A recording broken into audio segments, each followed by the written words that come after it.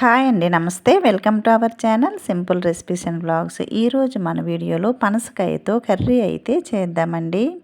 ఈ కర్రీ చాలా టేస్టీగా ఉంటుంది. టేస్టీలో అయితే నాన్ వెజ్ కర్రీలకు ఏమాత్రం తీసిపోని ఈ పనసకాయ కర్రీని ఎలా ప్రిపేర్ చేయాలో చూసేద్దామండి. సో వీడియోనైతే స్కిప్ చేయకుండా చూసేయండి ఫ్రెండ్స్. అలాగే కొత్త వాళ్ళు ఎవరైనా ఈ ఛానల్లోకి వచ్చినట్లయితే ప్లీజ్ సబ్స్క్రైబ్ చేయండి ఫ్రెండ్స్. మరి ఈ టేస్టీ కర్రీని ప్రిపేర్ చేసేద్దాం. దీనికోసమైతే ముందుగా పనసకాయను తీసుకోవాలి. ఈ పనసకాయను పొట్టు తీసి ఈ వీడియోలో చూపించిన విధంగా చిన్న చిన్న ముక్కలుగా చేసుకోవాలి. ఈ కట్ చేసుకున్న పనసకాయలను 2-3 సార్లు శుభ్రంగా కడగాలి. ఈ పనసకాయలో జిగురు ఎక్కువగా ఉంటుందండి, అందుకని చేతికి నూనె రాసి ఈ పనసకాయలను కట్ చేయాలి. ఈ పనసకాయ కర్రీని ముందుగా కొద్దిగా ఉడికించి కర్రీ అయితే ప్రిపేర్ చేస్తారండి. అలా కాకుండా ఈ ప్రాసెస్లో ఒకసారి ట్రై చేయండి. ఇలా కట్ చేసుకున్న పనసకాయలను 2-3 సార్లు శుభ్రంగా కడిగి ఒక బౌల్లోకి తీసుకుందాము. తరువాత దీనిలో 1/2 స్పూన్ వరకు ఉప్పు, 1/2 స్పూన్ వరకు పసుపు, 1/2 స్పూన్ వరకు కారం, అలాగే 1/2 స్పూన్ వరకు గరం మసాలా పౌడర్ను వేయాలి. అలాగే దీనిలో 1 స్పూన్ వరకు శనగపిండిని వేసి ఇవన్నీ బాగా మిక్స్ అయ్యేటట్టు కలిపి వీటిని పక్కన పెట్టుకుందాము. ఇలా ముందుగా ఈ పనసకాయలను ఉప్పు కారం వేసి పట్టించడం వలన చాలా టేస్టీగా కర్రీ వస్తుందండి. తరువాత స్టవ్ పైన ప్యాన్ పెట్టి ఆవాల నూనెను 2 స్పూన్ల వరకు వేయాలి. ఈ కర్రీకి ఆవాల నూనె అయితే చాలా బాగుంటుందండి. ఈ ఆయిల్ హీట్ అయిన తర్వాత దీనిలో ముందుగా కలిపి ఉంచుకున్న పనసకాయ ముక్కలను వేయాలి. ఇవి వేసిన తర్వాత స్టవ్ని లో ఫ్లేమ్లో పెట్టి వీటిపైన మూత పెట్టి మధ్య మధ్యలో కలుపుతూ ఈ పనసకాయలను ఫ్రై చేసుకోవాలి. ఈ పనసకాయ ఫ్రై అయ్యేలోన దీనిలో గ్రేవీ కోసం మసాలానైతే ప్రిపేర్ చేద్దామండి.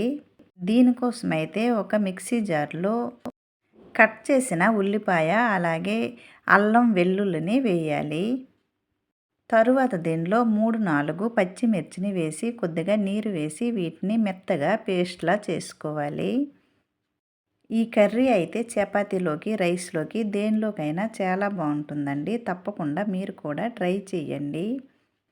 చూడండి, ఇలా వీడియోలో చూపించిన విధంగా మధ్య మధ్యలో కలుపుతూ వీటిని ఫ్రై చేసుకోవాలి.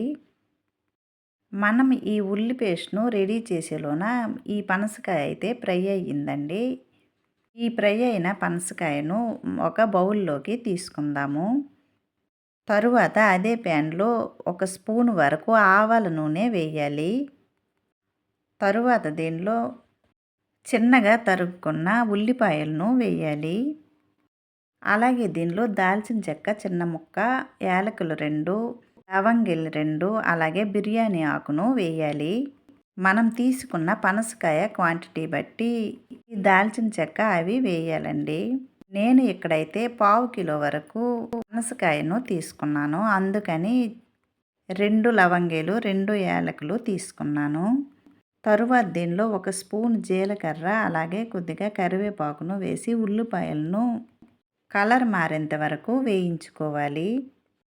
ఇలా ఉల్లిపాయలు వేగిన తర్వాత దీనిలో ముందుగా మనం మిక్సీ పట్టిన ఉల్లిపాయ, పచ్చిమిర్చి పేస్ట్ని అయితే వేయాలండి. ఈ పేస్ట్ వేసిన తర్వాత పచ్చి వాసన పోయేంత వరకు వీటిని బాగా ఫ్రై చేసుకోవాలి. తరువాత దీనిలో 2 స్పూన్ల వరకు టమాటా పేస్ట్ను వేయాలి. ఈ టమాటా పేస్ట్ను వేసిన తర్వాత ఇదంతా బాగా మిక్స్ అయ్యేటట్టు కలుపుకోవాలి. తరువాత దీనిలో టేస్ట్కి సరిపడా ఉప్పు, అలాగే పసుపు, టేస్ట్కి సరిపడా కారం వేయాలి. ఇక్కడైతే నేను ఉల్లిపాయ, పచ్చిమిర్చి పేస్ట్ని వేసానండి. వేరేగా ధనియాల పౌడర్ కానీ వేరే గరం మసాలా కానీ ఏమీ వేయలేదు. ఈ ఉప్పు, కారం, పసుపు వేసిన తర్వాత వీటిని మరోసారి కలిపి దీనిలో మనం ముందుగా ఫ్రై చేసుకున్న పనసకాయను వేయాలి. ఈ పనసకాయ ముక్కలకు మసాలా అంతా పట్టేటట్టు కలుపుకోవాలి.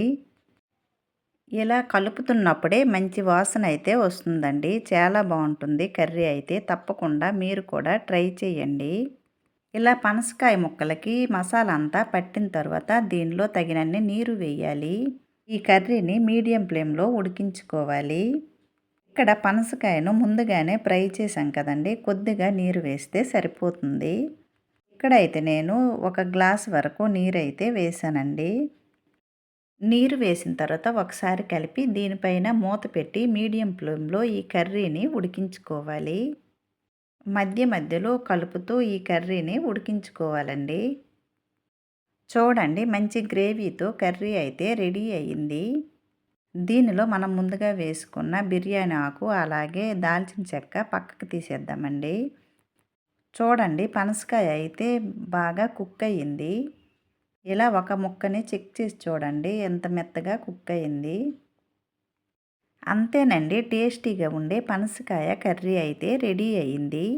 ఇది చపాతీలోకి, రైస్లోకి, దేనిలోకైనా చాలా బాగుంటుంది. తప్పకుండా మీరు కూడా ట్రై చేయండి. చివర్లో కొద్దిగా కొత్తిమీర వేయండి. ఇక్కడైతే నేను వేయలేదు. ఈ రెడీ అయిన కర్రీని ఒక ప్లేట్లోకి తీసుకుందాము. చూడండి, చిక్కటి గ్రేవీతో పనసకాయ కర్రీ అయితే చాలా బాగా వచ్చింది.